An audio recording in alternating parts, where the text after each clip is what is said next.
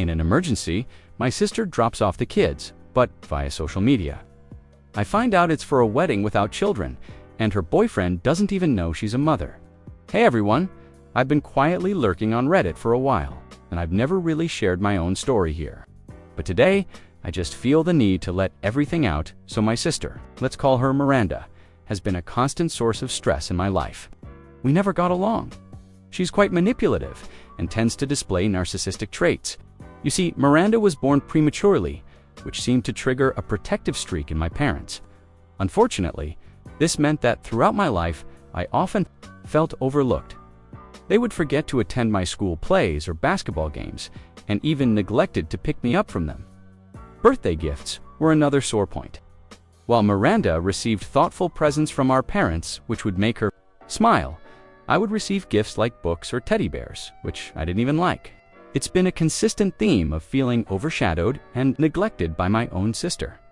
Dealing with my parents' wrongdoings was one thing, but my sister took it to another level, reveling in their favoritism. She would exploit their bias against me, like the time she tore my favorite dress to shreds while I was asleep, just because a guy she had a crush on had asked me out instead of her. I was horrified and couldn't hold back the tears because I really loved the dress. When I reported it to my parents and they confronted her, she immediately played the victim card, crying and claiming she liked the guy first and that I was knowingly doing this to her since I hate her. To my dismay, my parents felt sorry for her after her sob story and suggested I avoid guys that my sister had a crush on to spare her feelings. It felt incredibly unjust since it wasn't even my fault that the guy liked me. In another instance, I put in a lot of effort to persuade my parents to take me to Six Flags for my birthday since I was an adventurous kid. However, my sister got wind of it and decided she wanted to go to Six Flags for her birthday as well. Because her birthday came before mine, my parents gave in to her request. She didn't even sit on half of the rides, and I knew she chose this, just to spite me. As a result, for my birthday, my parents took me out to our usual restaurant spot for a birthday dinner. I was so disappointed with them, but my parents told me that there was no point in going to Six Flags again in 1 year. When we started to grow up, Miranda just got worse with me. She would always give me backhanded compliments like, "Your face looks better with your glasses," or "You have a boy crush. I thought you were a lesbian." Growing up, I always tried not to stand out too much. However, unlike Miranda was everyone's favorite. She pretended to be kind and helpful to everyone, but behind closed doors, she was an absolute nightmare to me. She was sometimes nice to me only when she needed something from me, and after getting what she wanted, she would go back to ignoring me or bullying me. Her expertise in making me feel insecure extended beyond my looks to the people I dated. At 17, I had my first boyfriend, but Miranda managed to plant doubts in my mind about him, telling me how he was too good-looking for me and that he would eventually break up with me, so it was better if I broke up with him first. Every time my boyfriend would come over to visit me, she would get very close to him or try to touch his arms and laugh forcefully. Understandably, my boyfriend at that time was quite uncomfortable. After a few months of Miranda planting doubts in my head, I decided to break up with him. Now, when I look back, I understand it was completely wrong for me to treat him that way, since he seemed to be a genuinely nice guy. Later, as I pursued engineering in college in a different state, I would return home for holidays, only to be subjected to more of Miranda's sly and undermining comments. The toxic atmosphere continued to persist. At 25, Miranda met her husband Dave, and they both decided to get married after 2 years of dating. She announced to everyone's surprise her upcoming nuptials with Dave, which was a shock to everyone since she had been dating other guys on the down low, and some of us knew about it. However, we were happy that she was finally settling down with a decent guy anyways. Miranda decided to designate me to be her maid of honor. My parents were overjoyed at the news that I was going to be a part of the wedding, while I had the completely opposite reaction. I knew that being Mo wasn't going to be easy, and I was proved right. Miranda consistently used this position as a means to control and manipulate me. She would frequently threaten to demote or remove me from the role if I did anything that she didn't like, making the entire experience stressful. Whenever she sought my opinion, I, true to my nature, would provide an honest answer. However, Each time she would explode, deflect blame onto me, and engage in yelling fits. Faced with her volatile reactions, I adopted a strategy of staying silent. To avoid saying anything that might escalate the situation further, I simply couldn't tolerate the verbal abuse and preferred to keep the peace.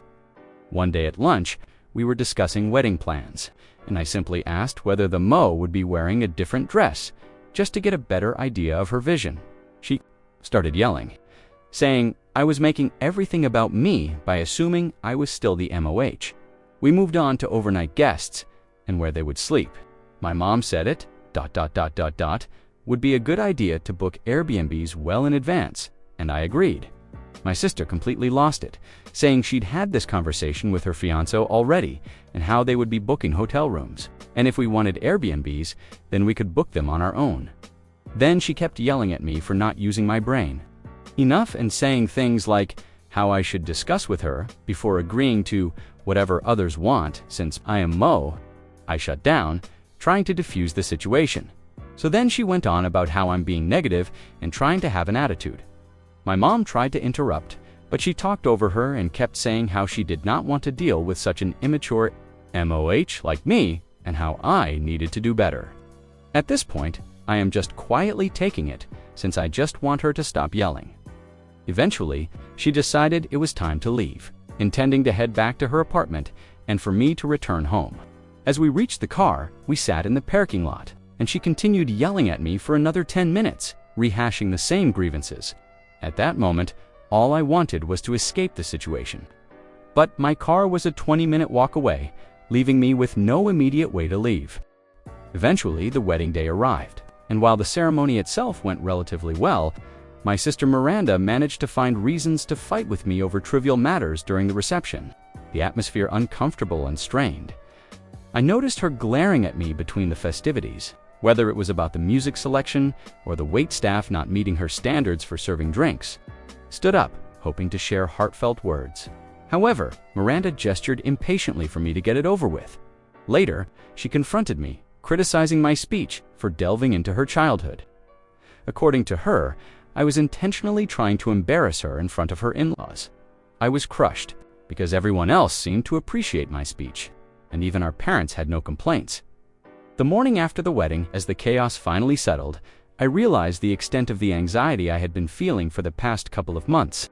It was all because of her. I finally realized that she had been the problem all along my entire life. I wish I could have been bold enough to drop out of the wedding, my focus to my career. Eventually, a few months later, I met my current boyfriend, Tom. As we started dating and decided to move in together after a year of dating, my parents were happy for me. However, my sister expressed her disapproval too. Me, claiming that Tom was too nerdy. In her eyes, he was just a computer geek. However, the truth was that Tom worked in IT and earned 3 times what I did. Day my life took an unexpected turn when my sister announced at a family dinner that she was pregnant. Now, if you were wondering how this affected me at all, well, my sister announced next how she couldn't wait to see me become an aunt because apparently she was an adult who was going to have a child, and instead of asking her own husband or our parents for help, she expected me to babysit her child. Always felt totally alienated from kids and have never felt any desire to be around them. I was quite happy and at peace with the fact that I didn't want to have children. Hence her words really freaked me out. I felt kind of trapped in that moment. I have a work-from-home job, which would allow her full advantage to drop off her child whenever she wanted to. There was no boundary when it came to her. If I would try to establish one, my parents would come to her defense. When my sister had her first child, night shift, and she had a day job. I was mainly there to look after the child while he could grab a few hours of sleep. I was never entirely on my own with the kid. Manageable for me. Unfortunately, this arrangement didn't really last as occasional as it started. Over time, I ended up babysitting more frequently, and my sister would often criticize my babysitting approach. I would be trying to work when, having no plans, they would declare that I was going to my sister so she could take a break, and that was the end. In return, now, you would expect that my sister was at least grateful for it, but nope, she never was. Every time I would go back home, she would call my mom and complain about what I did while looking after her child.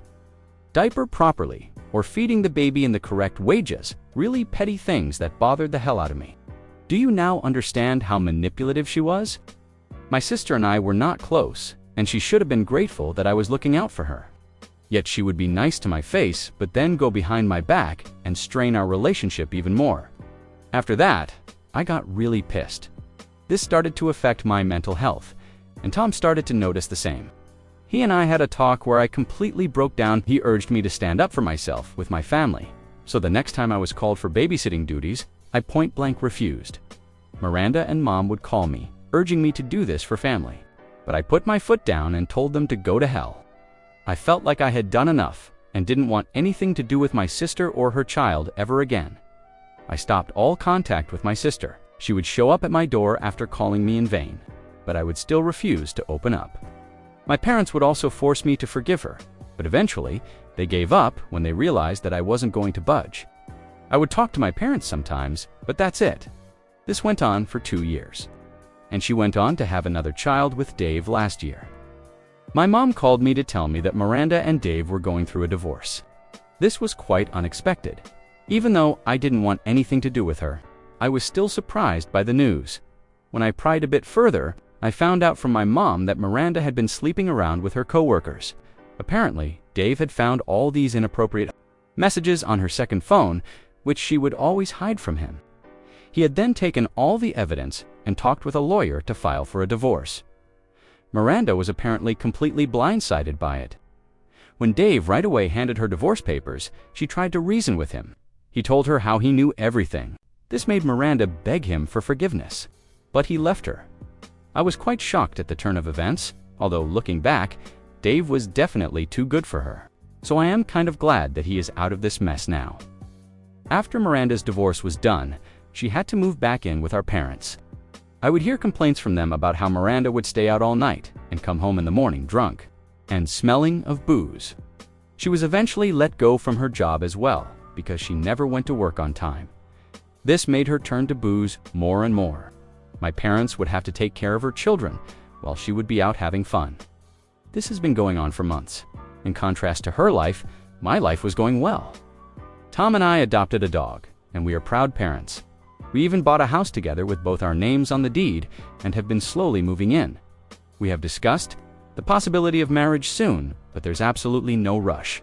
We know that we are going to be in each other's lives forever, so we are taking our sweet time. When I had a housewarming party, I did have to invite my parents. Unfortunately, without asking me, they also brought my sister and her kids with them. I was pissed seeing her, but I didn't want to make a scene in front of everyone, so I kept quiet. Tom welcomed them in and served them drinks while I glared at my parents. My dad came up to me and sheepishly told me how he didn't want to bring my sister, but our mother wanted us to reconcile and thought this would be the perfect opportunity. My sister loudly announced to her kids to go and give me a hug since I was their aunt. I smiled politely as they hugged me. Miranda then started telling me how I should be a more involved aunt since the kids hardly recognize me and how I should put in more effort. I was grinding my teeth to stop myself from saying something to embarrass her in front of everyone. Throughout the party, I noticed Miranda drinking wine continuously. She wasn't the least bit concerned about what her children were up to. Her kids, on the other hand, were extremely rowdy. They chased after my dog, trying to kick it or pull his tail. They kept trying to enter our bedroom, which I had closed since I didn't want guests to enter. They even broke a vase while playing. I was reaching my boiling point and kept glancing at Miranda to see if she would tell them off, but she didn't even care. She was drinking and laughing with no care in this world. When some of the guests wanted to do a house tour, Miranda tagged along with them. I showed everyone the place, and then when we came down to our backyard, Miranda remarked loudly that this was too big for 2 people and started asking questions. If I was planning on having kids, this immediately piqued everybody else's interest, and they looked at me expectantly. I immediately shut her down and told her how this was none of her business, but Miranda retorted back that my life choices were everyone's concern, especially as an aunt. I felt the frustration building up, but I maintained my composure in front of the guests. As the evening progressed, Miranda's intoxication level increased, and her behavior became more disruptive. She started making inappropriate comments about my relationship with Tom, implying that we were wasting our time by not getting married and having children. I could sense the discomfort in the room, but I chose to ignore her remarks. Later in the evening, when most of the guests had left, I decided it was time to address the situation. I pulled Miranda aside and confronted her about her behavior. I expressed my disappointment in her actions, especially considering the history between us. As expected, Miranda didn't take it well. She accused me of being stuck-up and ungrateful for all the time she claimed I owed her ... babysitting her children. My parents tried to mediate the situation, with my mother urging me to forgive Miranda once again. However, I stood firm in my decision and asked them all to leave. After this incident, I did not want to see her ever again and wanted nothing to do with my mother, who kept supporting Miranda. I thought if I didn't contact either of them, I would be fine. However, yesterday morning, there was a knock on my door that caught me off guard. When I opened it, I was met with the sight of my sister Miranda, standing there with a desperate look on her face. She quickly explained that she was in a dire situation and needed my help. According to her, she had an emergency at work and couldn't find anyone else to look after her kids. She pleaded with me to take care of them, assuring me that it would only be for a few hours. I looked at the kids' faces, and they looked sleepy and tired, and it broke my heart how she had woken them up so early just to drop them at my place. I asked her what about my parents, and she informed me that they were at our aunt's place. She told me that I could verify with them, which I later did. Obviously, when I told her that she could still call her ex-husband for help, she told me how he was still sleeping and wasn't picking up since he had a night job.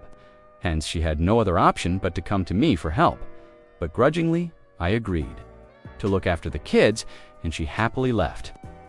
As I closed the door behind her, a mix of frustration and empathy swirled within me. I couldn't fathom the audacity of Miranda dropping off her kids without any prior notice or consideration for my own plans. Despite my resentment, I decided to make the best of the situation for the sake of the innocent children. We played games and watched cartoons, and I even tried to engage them in some simple arts and crafts activities. Surprisingly, they were more docile once we got to know each other, and as time passed, I started to genuinely enjoy their company. When lunchtime arrived, I realized I had no idea if the kids had any allergies, and I couldn't take any risk of giving them meals without checking with Miranda first. I dialed Miranda's number, hoping for a swift answer. However, there was no response. I tried again after some time, only to be met with her voicemail. With no other option, I decided to be direct with the kids. I explained that their mom seemed busy at work and wasn't picking up her phone, trying not to alarm them. I gently asked if they had any known allergies or specific dislikes when it came to food. The oldest, while talking about her preference, let slip that maybe her mom was busy at the wedding, which is why she was not picking up my calls. I furrowed my brow and questioned how she knew that. She hesitated before admitting that she overheard Miranda discussing it with a friend on their drive over to my place. The pieces fell into place, and a surge of anger coursed through me. I thanked the kids for their honesty and reassured them that everything was okay. I immediately called my parents to get to the bottom of this. After much cajoling, my mother finally admitted the truth. Miranda had indeed gone to a wedding, which was supposed to be child-free, with her new boyfriend, who had no idea that she was a mom to 2 kids. My mother tried to justify Miranda's actions by saying things like how men didn't like dating single mothers, so she had chosen to keep her kids a secret. However, I was furious because she had lied to me once again. My sister had manipulated me, exploiting my willingness to help for her own convenience. I then checked Miranda's social media to verify the information. She had posted a few stories.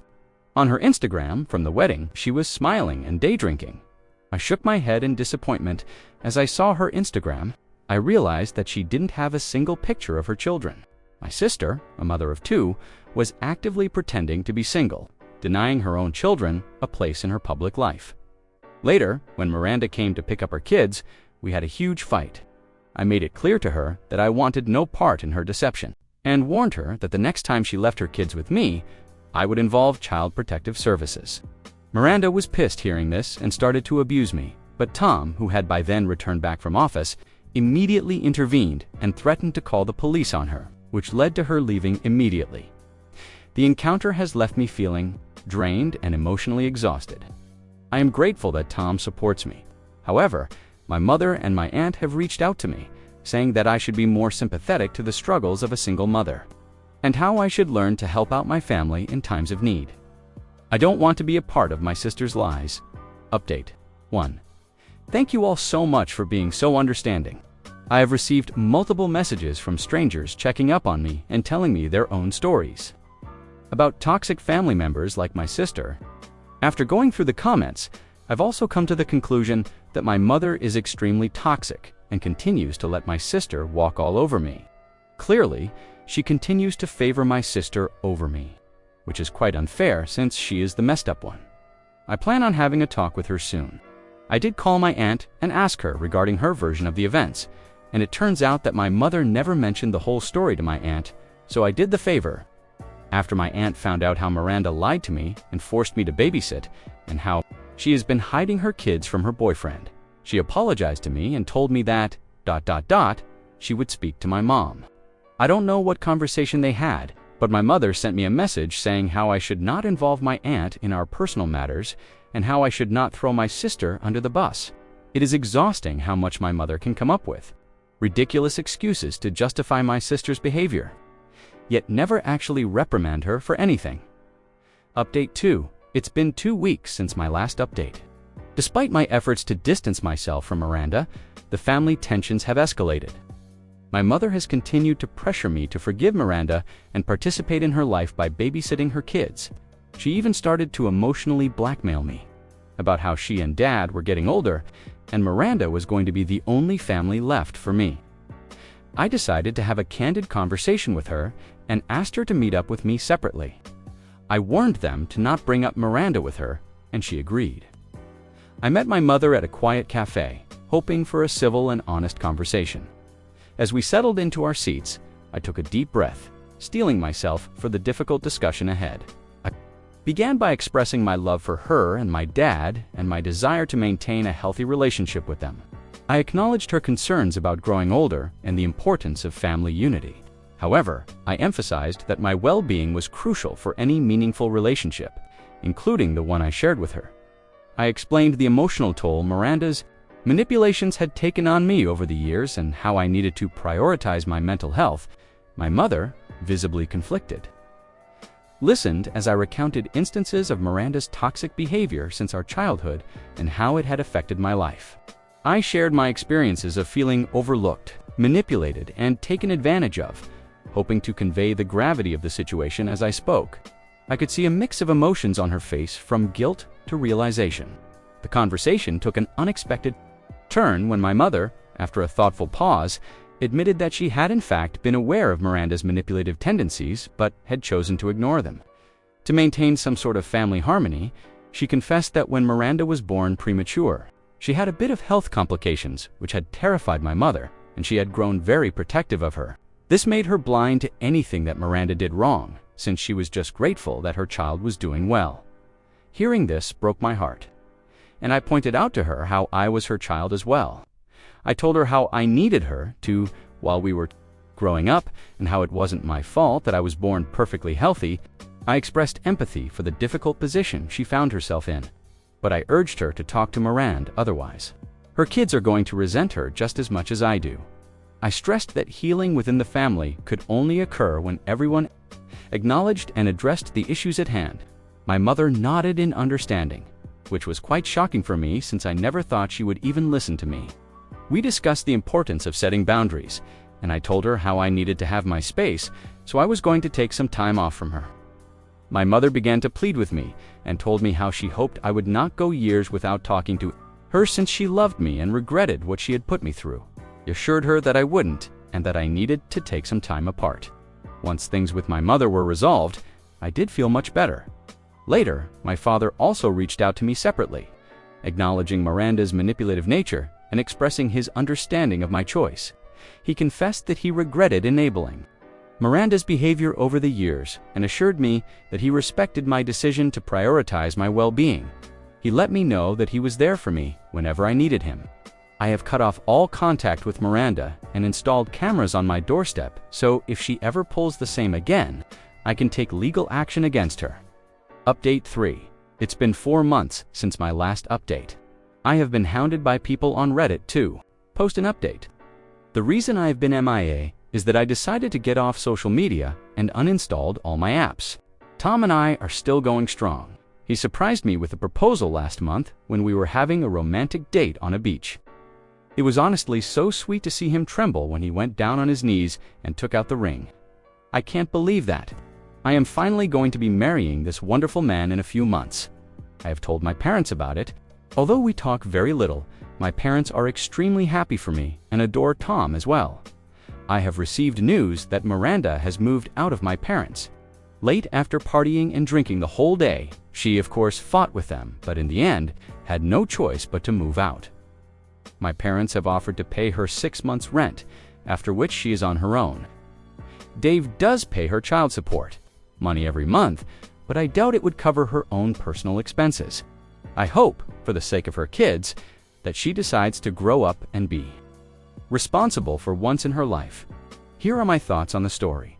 This story is like watching a soap opera where the villain keeps getting away with murder except instead of murder, it's weaponized incompetence and emotional blackmail. Miranda isn't just the problem child, she's the entire problem department, complete with a toxic mom as her HR rep. But here's the twist we love. Opus finally stopped signing up for the family subscription to dysfunction, cutting off Miranda, installing cameras, therapy glow up. That's not just growth, that's revenge served as self-care. And can we talk about Tom? Man deserves a trophy for not just supporting Op, but threatening to call the cops like the hero we all need. Moral of the story, you can't fix a dumpster fire, but you can grab marshmallows, walk away, and let karma handle the roasting.